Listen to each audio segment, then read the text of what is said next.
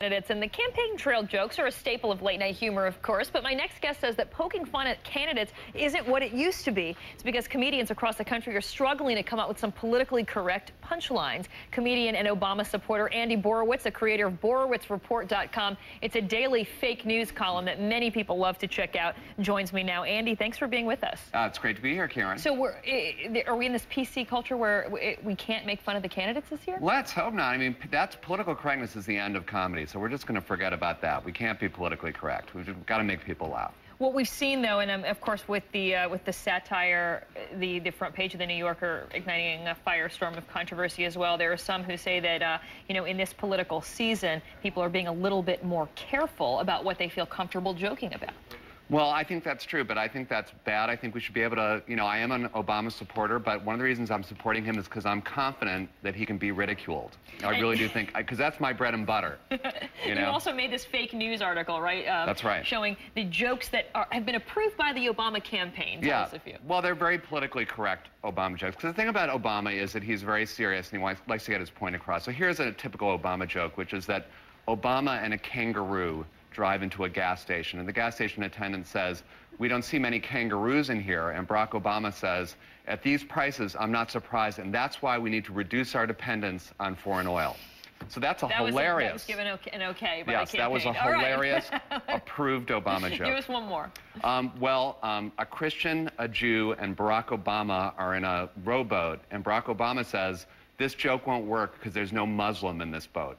So that's another appropriate Barack Obama joke. Now, are people too sensitive? This is interesting. This is what the New York Times pointed out about these lack of jokes that we've seen in the presidential candidate of Barack Obama, saying that there's been little humor about Mr. Obama, his age, speaking ability, his intelligence, his family, his physique, and within a late-night landscape dominated by white hosts, white writers, and overwhelmingly white audiences, there's been almost none about his race. Are people too sensitive about his race, and is joking about race off limits? Well, I think that people are sensitive about race, but I think there are so many better things to laugh about Barack Obama. I think his speaking, his very soaring rhetoric, his inspirational speeches, I actually have started talking like that around the house. Like, for example, last night my wife said, "We can't have sex," and I said, "Yes, we can." Yes, we can. Because I have the audacity of hope, Karen. I do. That's right. So he's now inspiring you to better your Inspiring marriage. Inspiring me. Love Absolutely. it. Love it. How about John McCain? Well, John McCain, I feel bad for him because he's easier to joke about. There's the default joke about him, which is that he's old, which I think is unfair. I mean, I think he's actually very youthful and vigorous. I mean, the only thing that's old about him is like what he says and what he does. That's it. I mean, I would say, like when he was announcing his campaign, he said that he vowed to campaign in all 13 colonies. And I think that that was a bad move on his part. He's also getting tweaked for not being as internet savvy as He's not. He doesn't know about the Google like George Bush does, or the internets. Exactly. Exactly. He's having trouble with that. But he is comfortable with a lot of technology, like, for example, the cotton gin. Very good with that. The butter churn, he's good. So he's got to emphasize that a little bit more. All right, fine. One of the things that they're really having a lot of fun with is that he had to address the NAACP That's right. yesterday. That's right, his base. His core audience. That was amazing.